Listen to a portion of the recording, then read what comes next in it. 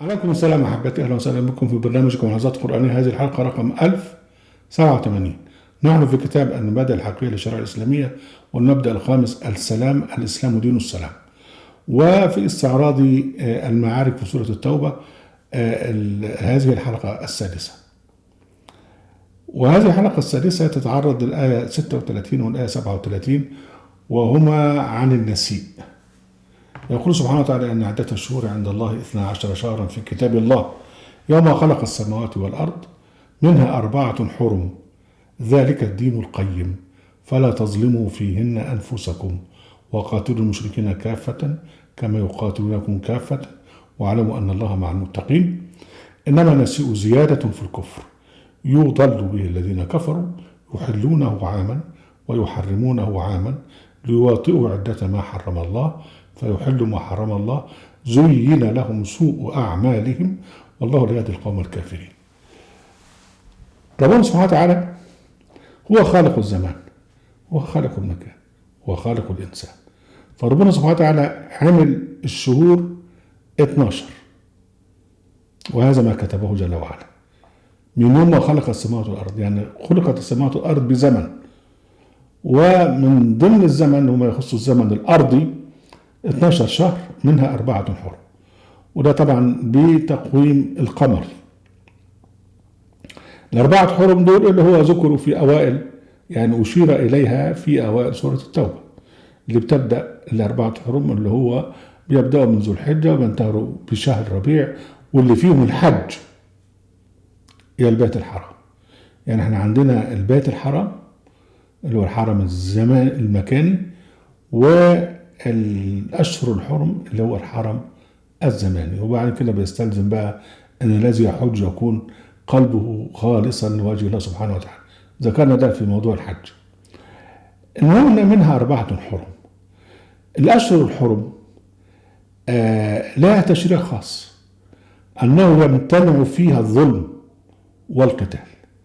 يعني حرم زماني أنت تحاول أن تتطهر فيه، لا تعتدي على أحد، وبالتالي بقى الحروب هي أكبر اعتداء، يعني أكبر ظلم.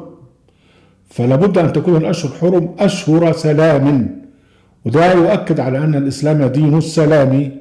فربنا قال منها 4 حرم ذلك الدين القيم، القيم المحترم فلا تظلموا فيهن، يعني في هذه الأشهر الحرم أنفسكم. طيب افرض بقى الجماعة المشركين تجمعوا زي الأحزاب كده وجاءوكم كافة، لا، أنت تقاتلهم كافة زي ما قال ربنا سبحانه وتعالى وقاتلوا المشركين كافة كما يقاتلونكم كافة. يعني هم بيقاتلوكم بيعتدوا عليكم كلهم مع بعضهم، انت برضو بتعتدي، انت بترد الاعتداء كافة زي ما هو، يعني كلكم تكونوا مع بعض أيها المؤمنون. يعني ده يعني رد، ده اسمه القصاص. هم كلهم تجمعوا في الهجوم عليك، فلا بد أيها المؤمنون أن تتجمعوا في الدفاع عن أنفسكم. الذين كفروا بعضهم أولياء بعض إلا تفعلوه تكون فتنة في الأرض وفساد كبير. ده في سورة الأنفال. يعني هم بيوالوا بعض في الاعتداء. لو مش انتوا إلا تفعلوا، إذا مش انتوا وليتم بعضكم بعضا في الدفاع هيبقى فساد في الأرض، لأن الاعتداء الحربي ده فساد. لو انت سكت يبقى هيعم هذا الفساد، لكن إذا وقفت كلكم مع بعض في مواجهة هذا الفساد أو هذا الاعتداء الحربي هتكون في الأرض فتنة وفساد كبير. فده معنى وقاتلوا المشركين كافة كما يقاتلونكم كافة. وبعدين بقى خاتمة الآية زي ما قلنا دايما الآيات بتزيل بما يذكر بالله جل وعلا، يقول لك واعلموا أن الله مع المتقين.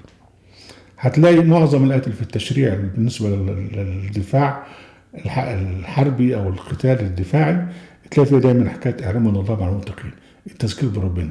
ليه؟ عشان خاطر اوعى تعتدي، يعني واعلموا أن الله مع المتقين.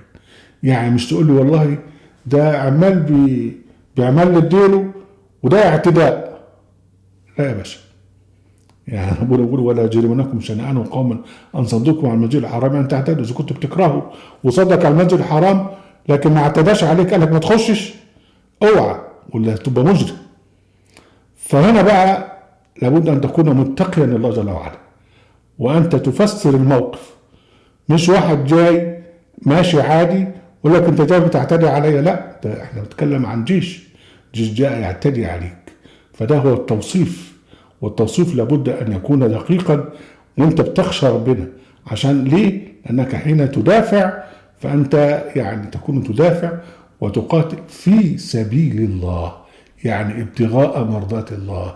يعني معناها مش تخدع نفسك وتفكر يعني ان انت لا، ده والله كذا كذا، زي ما قريش بقى اقنعت يعني ابو بكر الزنديق والجماعه بتوعه، اقنعوا الاعراب اللي هم بيضربوا في بعض كل شويه، قالوا لهم بس احنا نضرب في بعض ليه؟ بعد يعني يعني حرب الرده، قال لهم بس الناس اللي هم بره دول اللي هم في الشام والعراق ومصر ناس عندهم فلوس كتير وناس كفره، ما نروح نحاربهم يا جدع وناخد اموالهم، واذا حتى يعني اذا متنا هنخش الجنه. فده بقى اللي هو بيفسر الموقف على حسابه. ده من اجل هذا ربنا سبحانه وتعالى واعلموا ان الله مع المتقين. بعد كده انما النسيء زياده في الكفر يضل به الذين كفروا يحلونه عاما ويحرمونه عاما ليوطئوا عدة ما حرم الله. النسيء اللي هو التلاعب بالاشهر الحرم.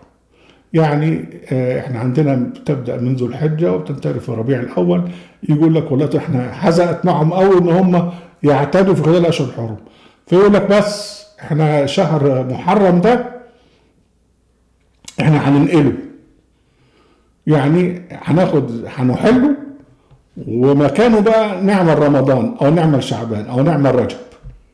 ده النسيب، ان انت تبدل الشهر الحرام بشهر اخر وتتلاعب بالاشهر الحرام. وربنا بيصف هذا فيقول انما النسيء زياده في الكفر، واستعمال انما ديت اسلوب قصر، يعني هنا بقى زياده في الكفر. وده معناه ان الجماعه العرب كانوا عارفين الاشهر الحرم وكانوا يراعونها، بس كان منهم ناس معتدين يجي يقول لك بقى ايه، لا خلي بلاش الشهر ده احنا عايزين بقى نحارب فيه، فيعملوا النسيء. فكانوا الجماعة العرب في الجاهلية يعرفون حرمة البيت ويعرفون حرمة الأشهر الحرم، يعني يعرفون الحرم المكاني ويعرفون الحرم الزماني. لما جاء أبو بكر الزنديق وعمر بن الخطاب والناس الوحشة ديت، أول حاجة عملوها يعني أبو بكر سير أول جيش في شهر محرم في الأشهر الحرم، واستمرت بقى ما يسمونه بالفتوحات، ما توقفتش أبدا لغاية دلوقتي. ما حدثش على الإطلاق أن توقفت حروب بين المحمديين وبين غيرهم، أو بين المحمديين وبين نفسهم احتراما للأشهر الحرم على الإطلاق. ودلوقتي بقى مثلا الحروب اللي هي في اليمن، والحروب اللي هي في سوريا، والحروب اللي هي في ليبيا، والحروب اللي هي في العراق، والحروب القادمة اللي هتيجي في بلاد تانية، هل سمعت ان هم قال لك بس احنا في اشهر حرم؟ لا، اكتر من كده ان هم نسوا الاشهر الحرم ذاتها. قال لك الاشهر الحرم هي ايه؟ هي ذو القعدة وذو الحجة ومحرم، وقال لك وربيع الاصم اسمه ده رجب الاصم، يعني مش عرفوها، ضيعوا المعرفة دي. يعني ربنا قال أشهر معلومات، هم لا، هم جعلوه أشهر مجهولات. أهلا وسهلا بكم حبيبتي مناجكم عزيز القرآن وفي قناة أهل القرآن وفي موقع أهل القرآن. لا تنسوا المشاركة بشير ولايك، وعليكم السلام.